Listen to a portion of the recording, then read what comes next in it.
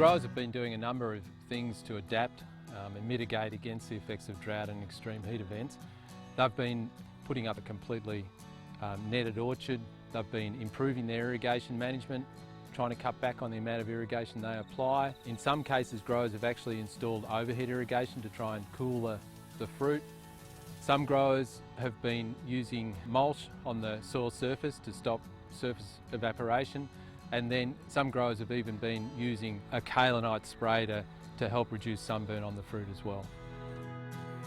In most cases, mulch can work very well in suppressing the water loss from the soil surface and enhancing the uptake by the vines. Not only just by suppressing, but it can also improve soil properties as well. So the water that's actually being applied to the soil is infiltrating better, and it's being made more available through soil biology and being more active and having better root activity. It can be quite costly, so don't necessarily think you need to apply it right across the farm. Just think about, spots on the farm where you think you might be able to get the best benefit from it, and just apply it in those areas. Do your own little trial on the farm. Good irrigation management obviously reduces the amount of irrigation required by the orchard. Growers have been adopting deficit irrigation strategies, and the idea of those deficit irrigation strategies is obviously to save water. Water's very expensive. It's been very expensive for the last few years, and if growers can actually cut back on the amount of irrigation they need to apply, then of course they're going to save that little bit of money. Since the drought or the reduced allocations that both Victoria and New South Wales and South Australia experienced, irrigation management's taken another step. We had a 50% cut in our first year in New South Wales, and it really forced growers who were remaining in the industry to improve their practices and really look critically at the way they use their water. And we always had a great adoption of technology. We thought we did, but it lifted again to a greater level. And that adoption of technology is now virtually standard practice. Good trellising and canopy management, what that does is actually improves productivity in the orchard. It doesn't necessarily have a direct impact on drought and heat, but good canopy management within the orchard actually means that the productivity of that orchard will be high. A netted orchard will do a few things. It'll help obviously prevent hail, it'll lower the temperature of the fruit, it'll stop sunburn, direct radiation on the fruit, it'll save water, and there'll also be a reduction in the amount of rub of the fruit from wind damage. We can sit out here and farm outside a net, and the birds can get us, the hail can get us, the sun can get us, the wind can get us, the bugs can get us. We can irrigate more.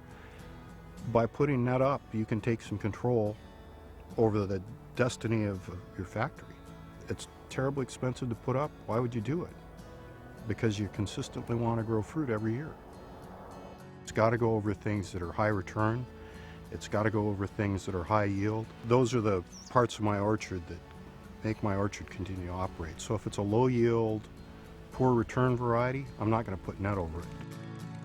When I get asked about, isn't it expensive to spray for sunburn by using sun protectants?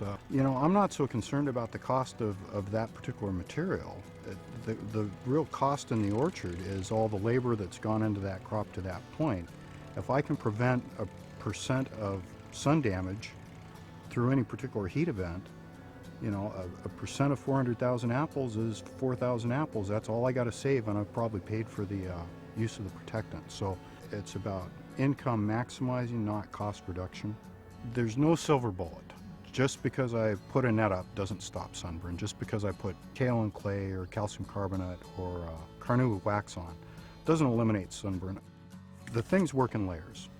It's lines of defense. When you're trying to combat environmental issues, its layers of defense are superior to any one particular technique.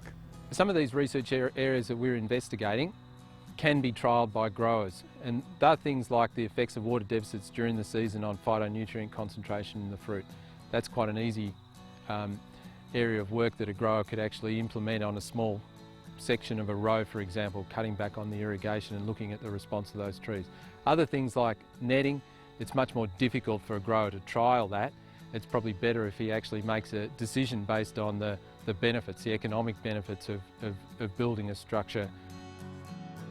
I also think that there's a big opportunity for us to improve the forecasting of extreme events so that growers can actually implement management based on those good forecasts of extreme heat events.